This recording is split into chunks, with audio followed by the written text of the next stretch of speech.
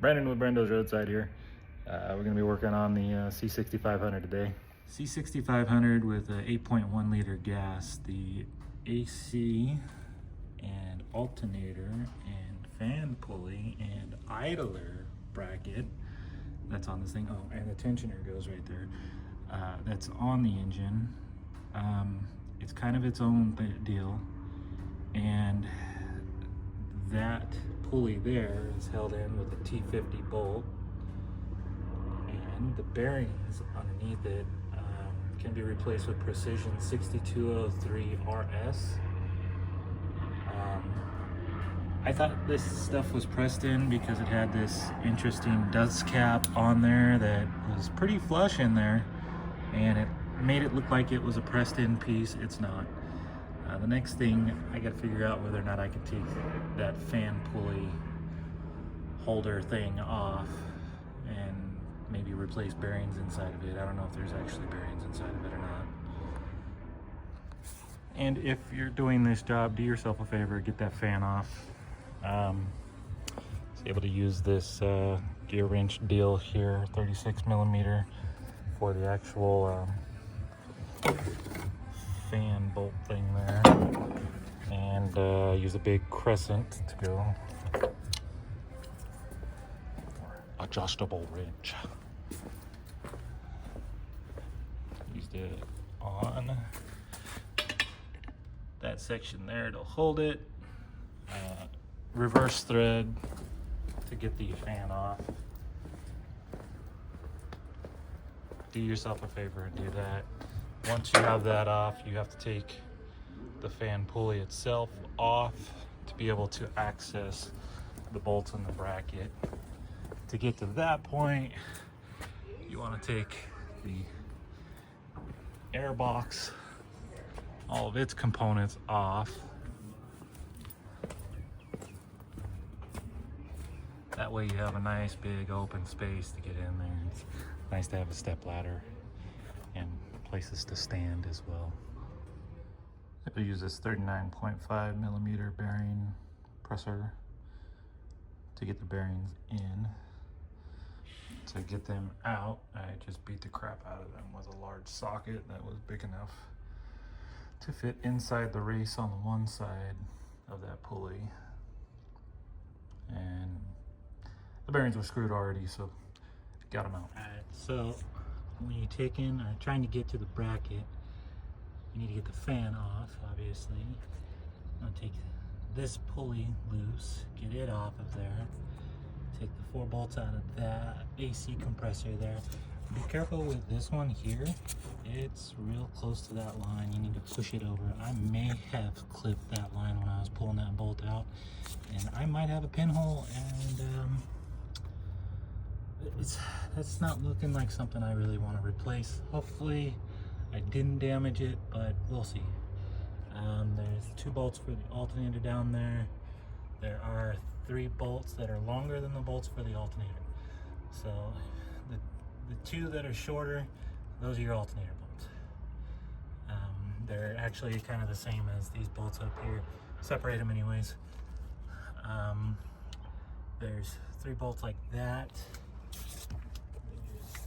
That one there by the tensioner. You have to take the tensioner off to get to that one. And then there's a nut on a stud behind the pulley here. Okay, so now with the belt on, I can go ahead and try and get the fan on there. Yeah, the fan is threaded on, opposite threaded, threaded off, opposite threaded, left hand, whatever. Little bolt right here. Holds this harness in place.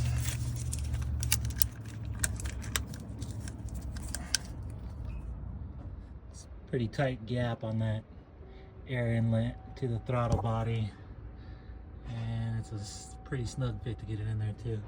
And there's a little metal piece. If anybody takes this thing apart and forgets where this metal piece come from, that's where it goes. Because I've done that, you know. Where'd this metal piece come from?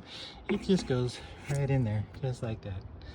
I think it's to support the plastic there when you tighten on the other part.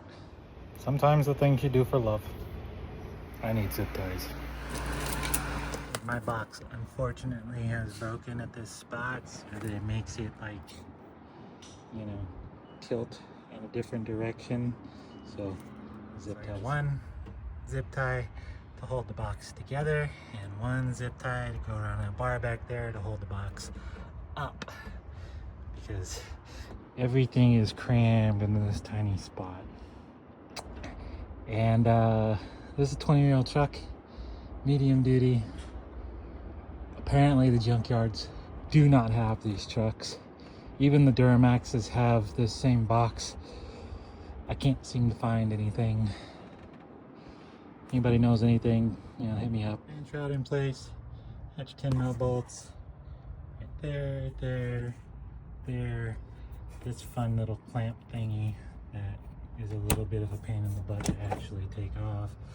And then that one up there. I'm gonna walk around. And you know, same thing on the other side. Just kind of get into it.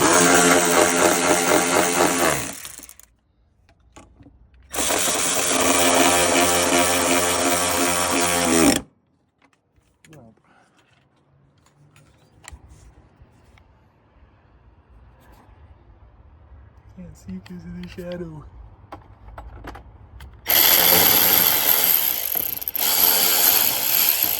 It's in there somewhere.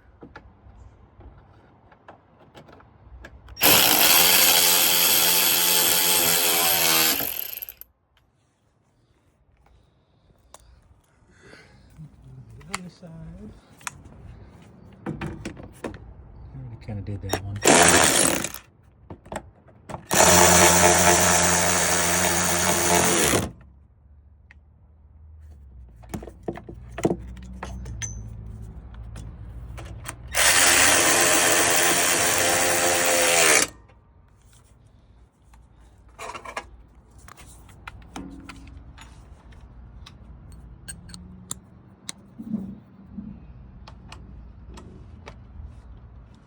Me an extender.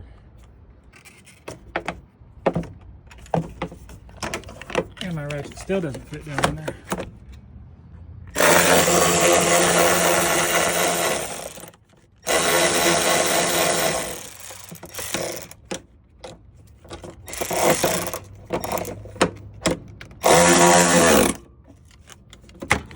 Alright, it's on there. I had to replace the starter too, because that decided to, you know, go out on you at the same time. Replace the starter too, so I had to take the battery apart and take the negative cable off. And yeah, the starter decided to go out as well. I got new batteries though too, so that's good. That's fun. Starter's kind of self-explanatory. She's up in there. It's just like any other starter for the most part. 2 bolts, the crap in the back. Don't tighten it too much, you break it. My power steering pump's kind of dirty. This is kind of what set me in motion. Is it seemed like my power steering pump might have been given out on me, and I can't seem to get one. Master Pro doesn't remanufacture them at the moment. They're on back order, and they're like the only people that do these. The fluid's fairly clean, and at level at the moment, I'm actually a little high when I start it. I don't seem to be losing fluid from that thing, which is what I've been told is a good indication that your pump's bad. So hopefully it was just that one idler pulley sticking and making everything squeal and making my power steering pump not work properly. But on these, if you don't have a power steering pump, you don't have steering, and a big truck like this is not fun, and you don't have brakes because it's Hydro Boost. Yeah, that's not fun. Y'all got any leads on one of these power steering pumps? They come in the 6.6 Duramaxes and on these 8.1 gas C6500s. The 4500 and 5500 gas 8.1s, they don't have this same power steering pump. This one has the 2 bolts there and over there, and they mount to this fun little bracket. The C4500 and 5500 have more of a head facing bolt pattern thing to attach to like the head or a bracket that goes in this direction, not horizontally.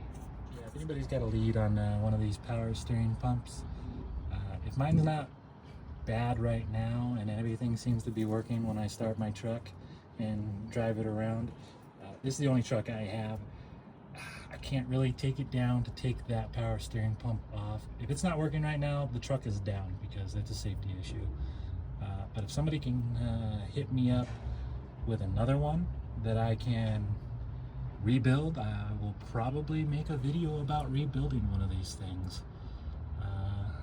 Give me a heads up. Thanks.